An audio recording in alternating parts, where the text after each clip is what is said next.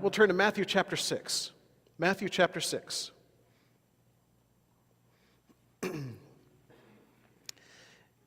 And we will begin in verse 19, right after a brief disclaimer.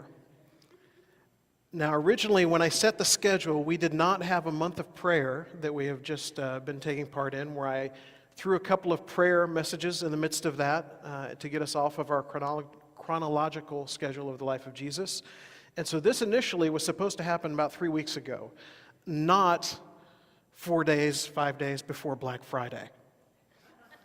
And I realize I take my life in my hands by doing this the week of Black Friday. And I almost played some Black Friday video up here of some news stories and just people. And we will get up on Saturday morning, or maybe Friday morning, since everybody's opening on Thanksgiving now, and we will see a news story in the paper or online or on television about someone who has been trampled going into the door of a store on Black Friday or Thursday at this point. And we will all shake our heads and we will say, I cannot believe people that are like that. And yet we get a little worked up about this stuff sometimes too. We get worked up about things and things that are just really not all that important. And so as we talk about this today, try not to feel too much of the Black Friday guilt, although a little bit of that might not be bad. I heard yesterday on the radio, there's an organization that runs several malls across the country. I can't remember which one it is. I don't think it's the one that runs our mall here in town. And they were deciding this year to open Thursday on Thanksgiving Day to begin all their sales, which if you're a store in the mall, you have signed a contract somewhere along the way that if the mall is open, you're open, so now you don't have Thanksgiving. And a lot of people get upset about that and get upset about the fact that that family day is now gone. And the people doing the PR statement realize that. And so they said, because we care about families and we realize that Black Friday has become a family tradition across our country and now has moved into Thanksgiving Thursday shopping being a family tradition, we want to allow that time for your family by opening our mall. Okay, not thinking about all the families that don't have somebody at home because they're working the cash register that day or watching for shoplifters or whatever, but they've turned the whole thing around on us. And isn't that the way logic works in our world nowadays? They've turned the whole thing around on us to tell us how important stuff is. It's all about stuff. And who has too much stuff? That will be the person that has just a little bit more stuff than you do. Because I don't have too much stuff, or at least I didn't think so until I started putting it all in a moving truck. And then I realized too much stuff. And even now, with a lot of stuff gone to Goodwill and all those things back in Arkansas, now as we try to put things away here, we realize we still have too much stuff, even after getting rid of everything that we had. And so we are at a land that has caught ourselves up in stuff. And even in preaching about something like this, there is that part of me that wants to sugarcoat it. Because this is not a popular thing. This is not something we enjoy hearing, especially this week. We don't want to hear about having too much stuff, not wanting stuff. And yet at the same time, I try to imagine Jesus showing up at Best Buy at 4 in the morning. Not to pick on Best Buy, because it could be anywhere, but I like Best Buy. I try to imagine Jesus showing up in that line for the PlayStation or for the big TV that's got a good price on it, and what his conversations in that line might be like. Because I honestly think Jesus might show up in that line, but not for the reason everyone else does. He might show up in that line because everybody else is there. Because what better visual aid, what better opportunity to teach about this than in the midst of people in tents from the day before, people standing in these lines for things, and then to open up and say something like we read here in Matthew chapter 6, beginning in verse 19. Do not store up for yourselves treasures on earth where moths and vermin destroy and wherein thieves break in and steal. Now, I want you to notice that even though there's a lot of theological reasons, there's a lot of philosophical reasons to not get caught up in stuff, Jesus begins with the practical. It's going to go away. However great it is today, there will come a time when it is not great. Because I was a youth minister in my past life, I guess, somewhere way back when, we had these great video game things that we would use when kids came over, and I thought to myself, I never would have had these things if I didn't have the excuse of teenagers coming over to my house. Now, I had a lot of fun with them once they were there, but I never would have had these things otherwise. But what's amazing is how quickly they're outdated. They're no longer the thing to have. It's amazing how quickly when you buy a computer, that computer is outdated and it's no longer quite good enough. It's amazing when you buy a car that you think is the best car you have ever owned, how quickly it is outdated and is not quite good enough. We just want more and more stuff. And Jesus tells us here, however great your stuff is, it's going to go away. You can't keep it forever. It's going to go bad. Something's going to happen to it. Sometimes just the natural ebb and flow of life. Sometimes things that are out of your control. I saw a picture online last week of a beautiful sports car. Just a beautiful sports car sitting in the driveway of a very nice house. And a child, 3-year-old, 4-year-old child, had taken a rock and had etched in the hood of that sports car, "I love you, Daddy." What do you do when you walk out and you see that? And I saw the picture and I laughed and I sighed and I just was amazed by it and thought, what would I do? And I like to think that I would look at it and say, it's great the love my child has for me. There's a part of me that would shake my head. There's a part of me that would just not know quite what to do. And as I look at that picture, I think to myself, it's stuff. It goes away. I had an uncle that was a brain surgeon. One of his partners bought a brand new Ferrari in the Dallas-Fort Worth area. Drove it off the lot, got a half mile down the road. Ferrari sits incredibly low to the ground because that's how they design them. And he passed over one of those big bumps that sometimes you find between the turning lane and the other lanes of traffic. And apparently the Ferrari was not designed for that.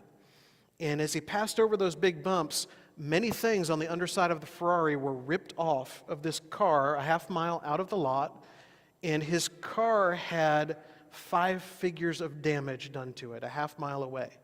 Couldn't get insurance on it after that. Had to get rid of it. It was his dream car. He'd worked his whole life to get there, and just immediately gone. Now, we will look at that guy and laugh because Ferrari serves him right. But do we not have the same things, just on a smaller scale? And our scales are all going to be a little bit different, but the fact that we have clean water from multiple sources this morning puts us in the richest 25% of the world. We are wealthier than we know, and there are things that we want. Now, are the things themselves bad? No. There are a lot of good things that happen. There are a lot of good resources out there. There are a lot of good things that are done in the world because of money that is out there, but sometimes we get a little too focused in on that. So Jesus starts with just the physical, basic, practical nature of this. In verse 20, he says, "But store up for yourselves treasures in heaven where moths and vermin do not destroy and where thieves do not break in and steal. For where your treasure is, there your heart will be also." People will go to bed on Wednesday or Thursday of this week dreaming about strategy for the next day.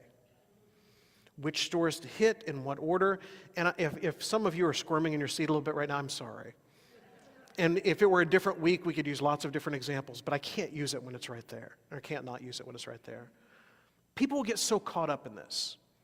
And if it's not this week, it's Christmas. If it's not Christmas, it's your birthday. If it's not then, it's raises and jobs and what's going on with taxes if we were in April. And we get so caught up in money and things. And Jesus says, don't get caught up in money and things because those things, thieves break in.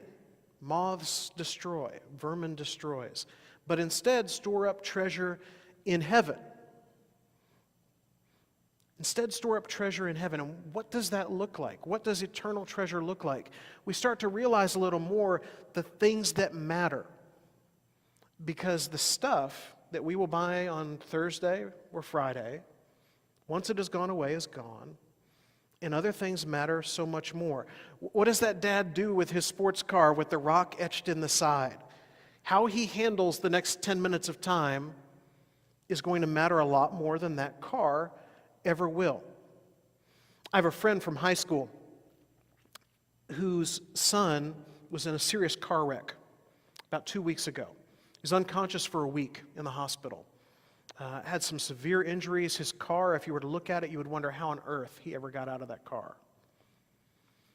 Whatever mattered the day before that wreck totally changed in their lives. Everything she has posted on Facebook since then, from that hospital. Moments where he moves his arm for the first time. Moments where physical therapists are around him, and this guy who was a linebacker on his football team last year is now struggling to relearn walking. All the stuff doesn't matter anymore, and Jesus knows that, and he could tell us that in 100 different ways, but here he tells us instead, store up your treasure in heaven. That treasure with our relationship with God. We took the teen class outside this morning before I realized how cold it was out there. And we went outside this morning, we looked around at nature, and we talked about what we think of when we think of God. Those are the things that really matter, not the stuff, not the money. The eye, verse 22, is the lamp of the body. For if your eyes are healthy, your whole body will be full of light. But if your eyes are unhealthy, your whole body will be full of darkness. If then the light within you is darkness, how great is that darkness? What are our eyes focused in on? I realized as we looked through Psalms and we looked through several things as we were outside this morning with the teen class, I realized that there are a lot of things that I know about God, but I forget. There are a lot of things I know about who God is and what he does and what he wants of us and what he wants in a relationship with us, and I just don't think about it enough. I know that God's all-powerful, but sometimes I have to stop and think that God is all-powerful. And Jesus says here to us, what are our eyes focused in on? Are our eyes focused in on money and things and treasures on earth, or are our minds focused in on something eternal? Something important, something that really, really matters. Because where our eyes are focused in on, our heart is going to follow. And you can see that in people. You know people that as soon as they approach, you know what they're going to talk to you about. And sometimes that makes you want to take a little side route around and avoid that conversation today. Sometimes you relish that. We had an elder at the church that I interned in when I was in college in Valdosta, Georgia. Never saw him without a smile on his face. And you just wanted to be around that guy. There was something about him that was just contagious with that smile. And you could see it was not just put on. It was something coming out of his heart. This is just who he was. And Jesus says to us, what's coming out of our heart doesn't need to be this love for things, this love for money. It needs to be something that is greater. And in verse 24, this is where it gets tough for us. No one can serve two masters. No one can serve two masters. And how many times do we tell ourselves, but I'm different. I can balance this. I can pull this off. I can do this thing and live equally between them, and it'll be okay, and everybody will be happy, and it's fine. It's not a mistake here that the word chosen is masters. Because when we think of masters, what we think of is slavery. The Greek word, serve, the noun form of that is interchangeable, where it's servant or slave. And anytime you see that in your New Testament, could go either way. You could say it's a slave, you could say it's a servant.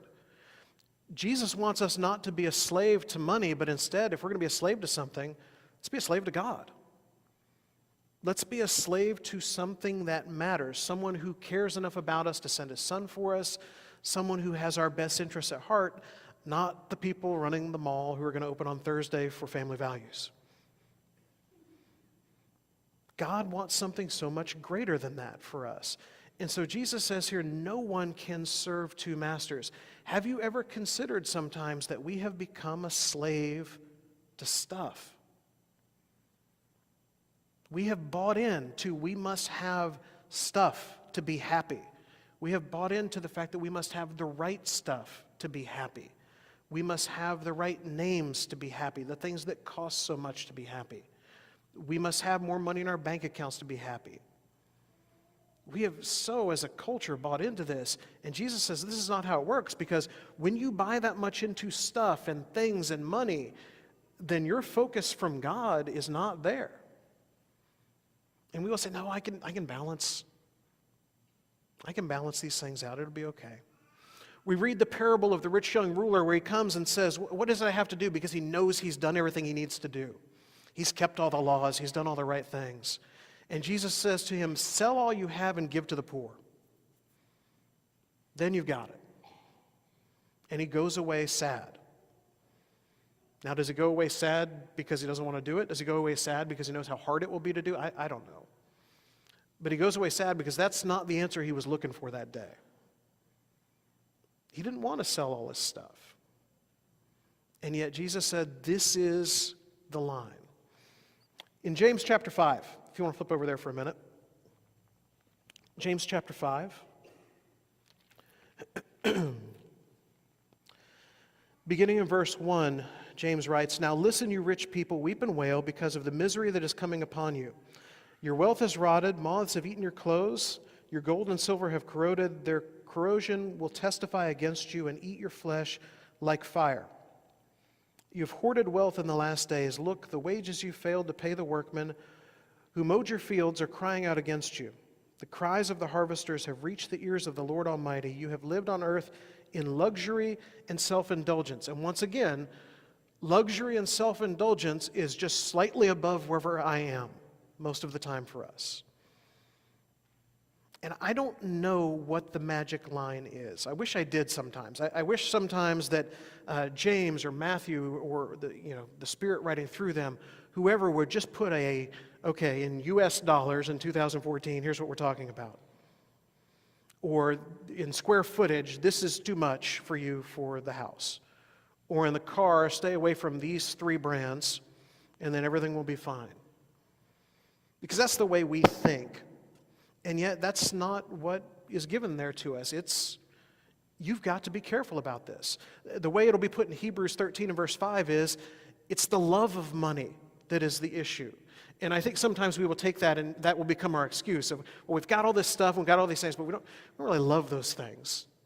And so we're okay. It's good.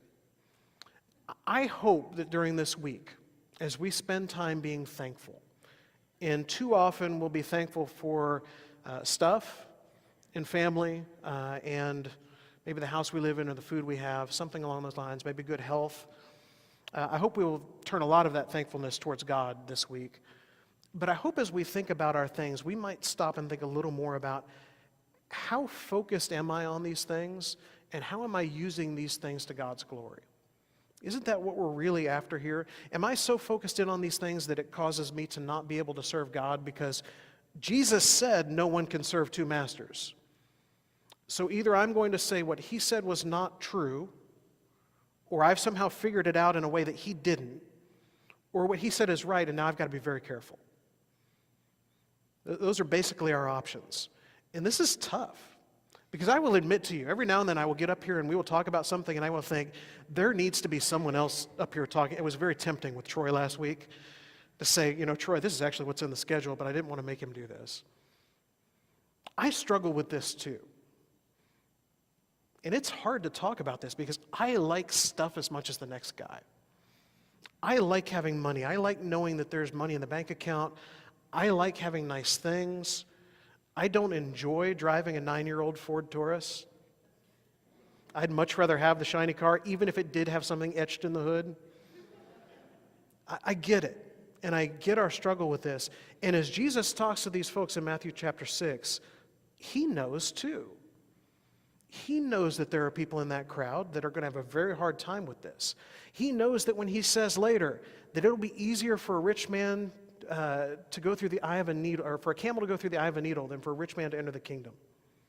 He knows that's a difficult teaching that no one wants to hear, and yet we have to be frank with each other and say these things, and he does. So he says, no one can serve 2 masters. Either you will hate the one and love the other, and we don't like going that route either, do we? Wouldn't we rather say, well, I like this one a lot and this one not quite as much? It's either or. We don't speak in either ors in our culture today. It's lots of different variables. But he says either you're going to hate one and love the other, or you will be devoted to one, devoted to one.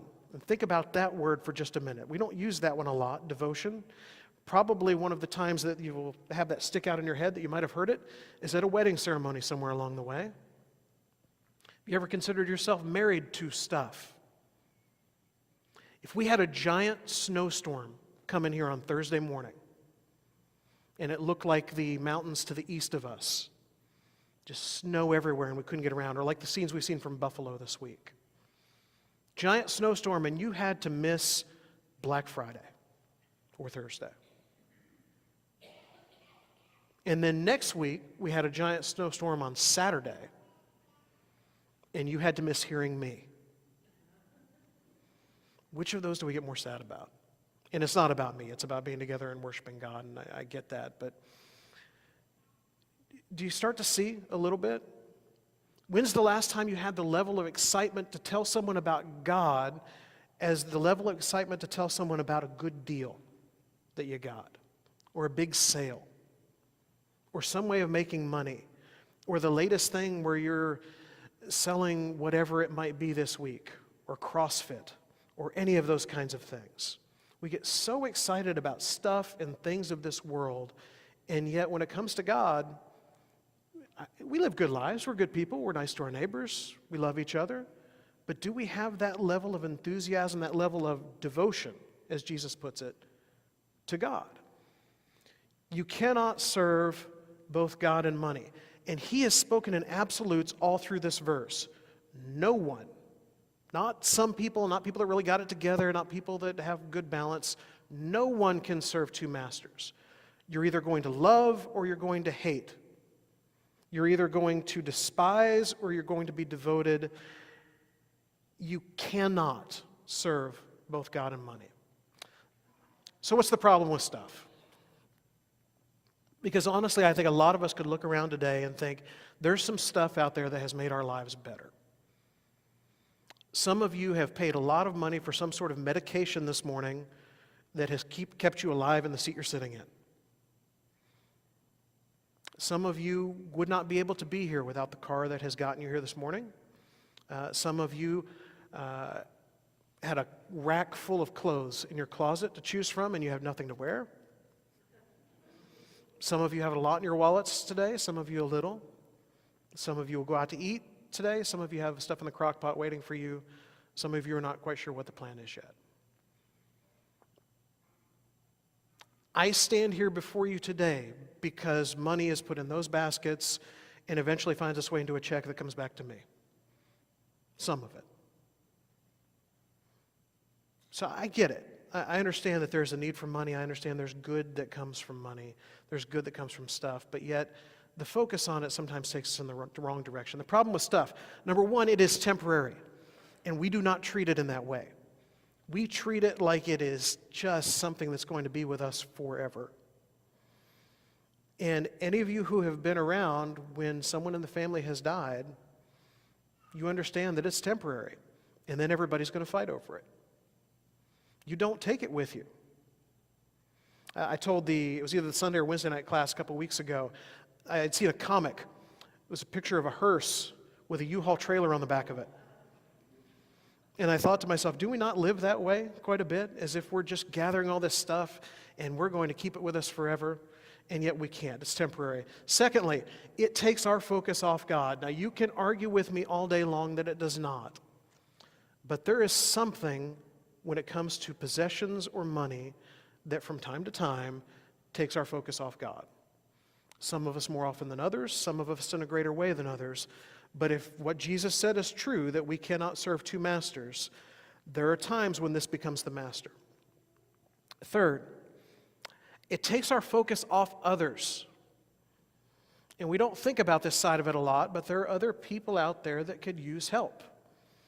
And too often we get very caught up in what we might do with the money ourselves.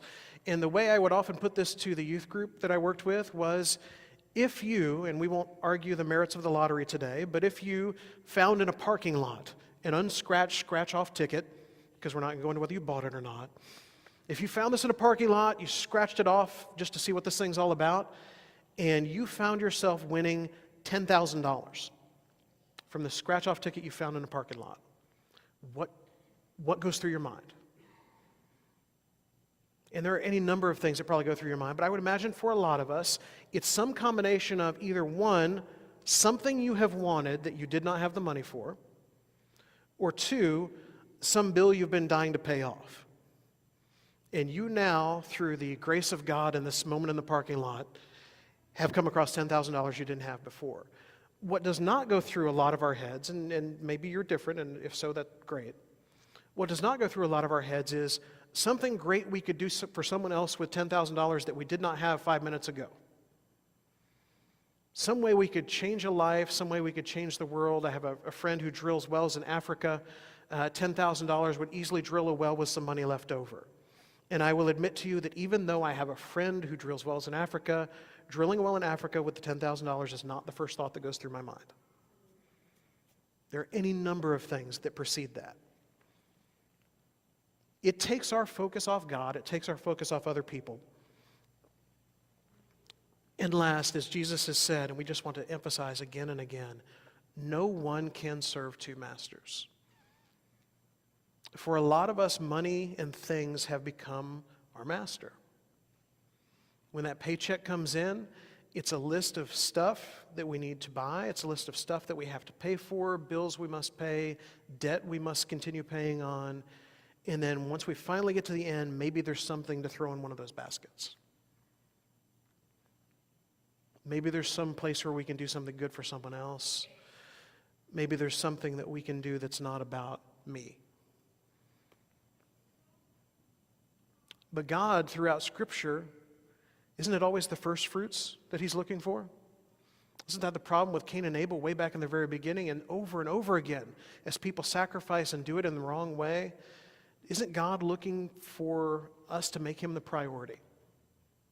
Isn't God looking for us to show Him that He is the master we serve and not stuff and money?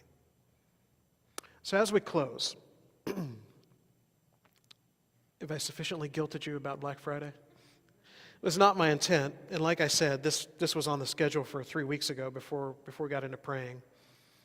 Isn't that interesting? Before we got into praying, and we ended up putting this at a different time where it might fit better. We have a tendency to get caught up in things.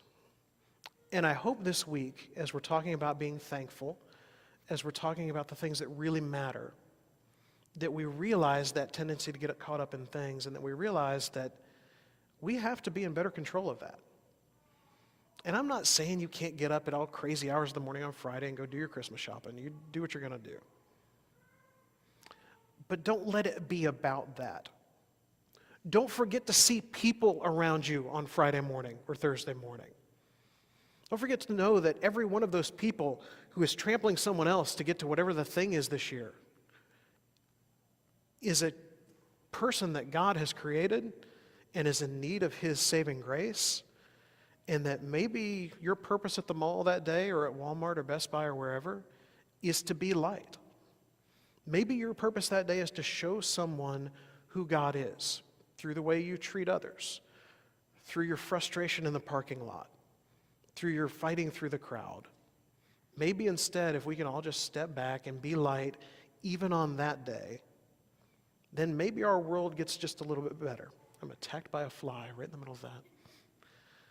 I hope this morning that you can think about things, that you can think about our wealth, that you can stop assuming that that's someone with a few dollars more than you or just slightly bigger house or nicer car than you, and realize that we are all very, very blessed. We all have a great deal of wealth. But that ultimately it's all temporary and we are here to serve God. Whatever your needs this morning are, whether it's to become a child of His for the first time, or whether you just need to refocus in on who He is and who He has called you to be, please come as we stand and sing.